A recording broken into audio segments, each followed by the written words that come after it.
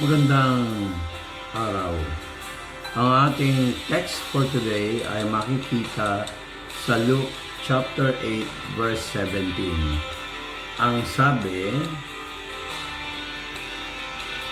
sa Tagalog version, sapagkat walang nakatago na hindi malalaman ni anumang lihim na hindi malalaman at mabubunyag sa liwanag. English, for nothing is secret that shall not be made manifest, neither anything hid that shall not be known and come abroad. Ito po ang panahon ngayon na sinasabi ng aklat ng Timoteo, 2 Timothy chapter 3 verse 1, ngunit alam ito na sa mga huling araw ay nagkakaroon ng kahirapan. Ang tanong, bakit may kahirapan? Kasi nasasaad to sa 2 Corinthians chapter 3 verse 2 hanggang 5. Pansinin nyo kung ito'y nangyayari na ngayon. Mas lantaran na nangyayari ngayon.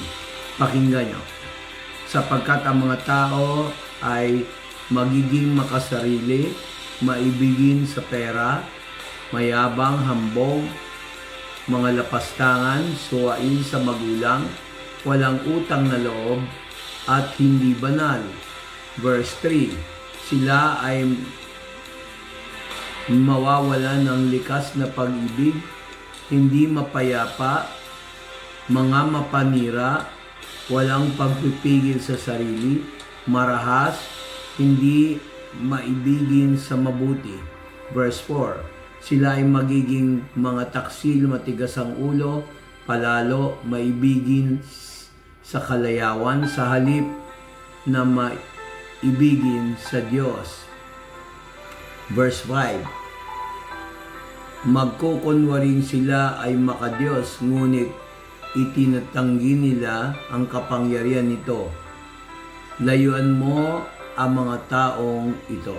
Mga kapatid, ito ay warning ni Pablo na isinulat niya kay Timoteo ng panahon nila, which is commanded by the Lord. Sabi nga dito sa English, sabi, verse 1 ng 2 Timothy chapter 3 verse 1 to 5. Verse 1, these know also that in the last days perilous times shall come.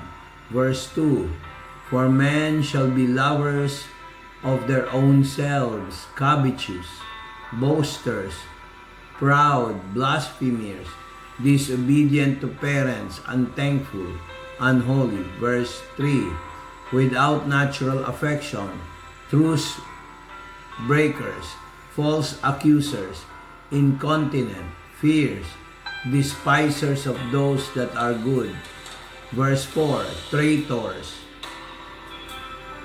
heady, high-minded, lovers of pleasures more than lovers of God.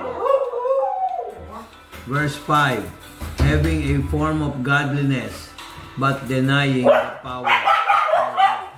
Kaya ang sinasabi ng Panginoon, umiwas tayo dito.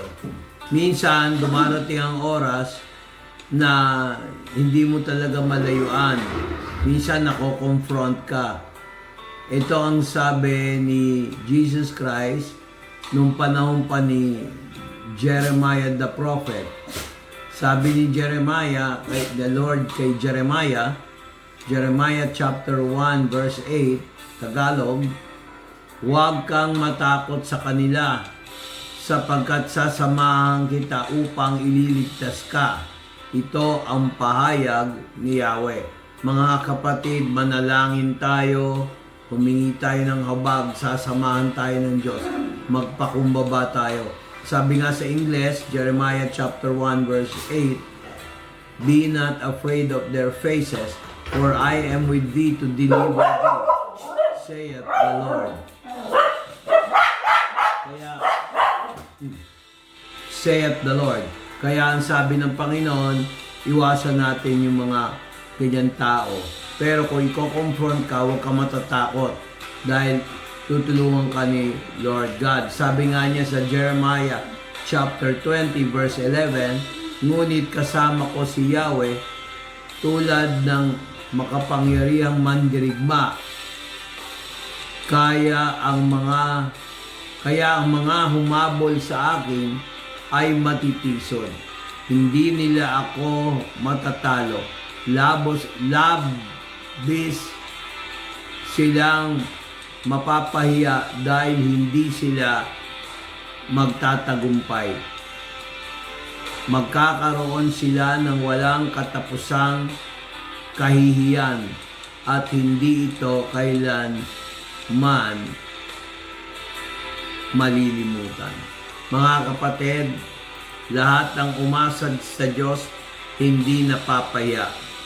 Lahat ng nagdedesisyon kasama ang Diyos, ililigtas niya. Don't worry, be happy, be faithful, continue what is right, not what is wrong.